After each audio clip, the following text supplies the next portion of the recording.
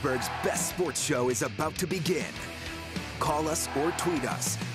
We've got things to talk about on the Ireland Contracting Nightly Sports Call. All right, thanks a lot, Ken, and thank you for tuning in to the Ireland Contracting Nightly Sports Call. I'm Rich Walsh sitting next to Gene Collier. We're taking your phone calls tonight. 412-575-2600 is the number. A lot going on today to talk about. Mason Rudolph, he spoke for the first time since sustaining that concussion knocked out of that Baltimore game, and he had a lot of things to say, Gene. One of the things that, you know, I took out of this interview is that he said he did not remember that play. He remembered before, he remembered after. He did not remember getting hit by Earl Thomas. But the good thing is, other than having a headache that night, he felt good. And there were he said no light sensitivity, no headaches afterwards. He progressed. There were no setbacks at all, which is a good sign. And he actually said he wanted to play in Los Angeles, but they held him back. Well, that play, Rich, I don't know if you had the same reaction to it. I know you were there too. This was the Baltimore game, so it was here. But I had the same reaction to it that I had to the hit on Kevin Stevens that broke his face in the playoff game against the Islanders. Do you remember that play? Yeah, I do. Kevin Stevens was hit on the side of the head and was out before he fell on the ice, and I think that's exactly what happened to Mason Rudolph. I think he was unconscious before his head hit the ground. Considering all that, and considering, you know, as you described his symptoms afterward, you know, I think he's really lucky. But you know, you can be lucky, you know, one night and not so lucky the next. It's a brutal game. We shouldn't have to be reminded how dangerous it is. I feel good that he's been lucky this time, and you know, good luck going forward because it's a brutal game. Yeah, it is. And here's what I'm worried about a little bit, Gene. The hesitation there early on, especially getting into the game, worried about maybe someone hitting you. Even James Washington talked about it because he was knocked out of a game in college against Texas, and he said, you know, his first game back, he was hesitant. He was worried about getting hit. Oh, yeah. I think that's a real concern here early on in this game against Miami. Yeah, that wouldn't surprise me at all if somebody was a little gun shy, as they say.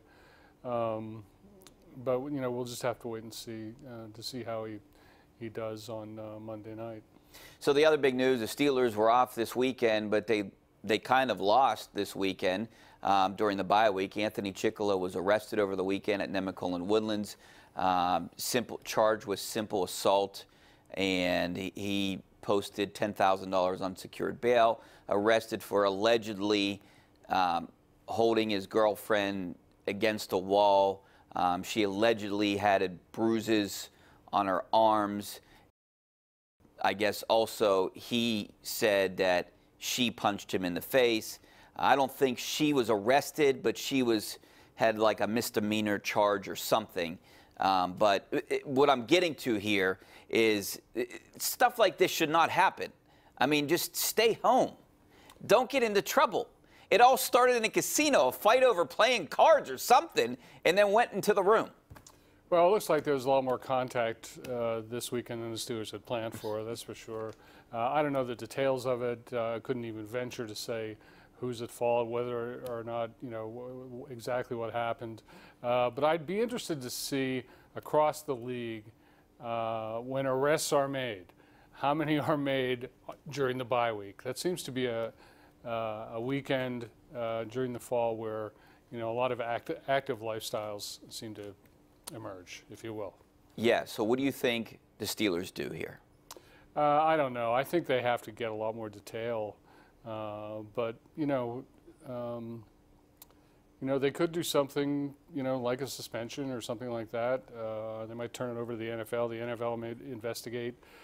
Tomlin, I think, will probably announce some kind of discipline tomorrow. Wouldn't you expect so? I would expect some. It's got to be addressed.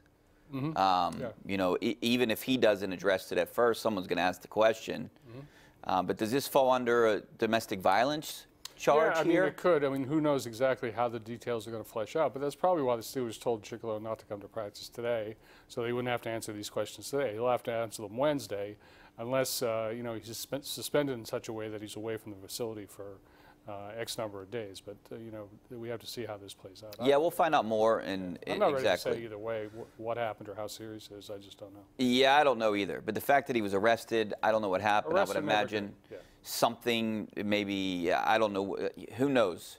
You just read in the criminal complaint, and you know, maybe we'll get more facts tomorrow and later this week.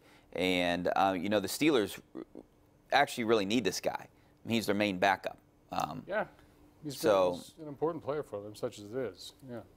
All right, we got to take a break. Back with more of your phone calls. Some of your tweets coming up next. Stay right there. The Ireland Contracting Nightly Sports Call is brought to you by Ireland Contracting, celebrating 25 years as Pittsburgh's #1 home exterior expert in roofing, siding, windows, and gutters, where honesty and integrity still matter.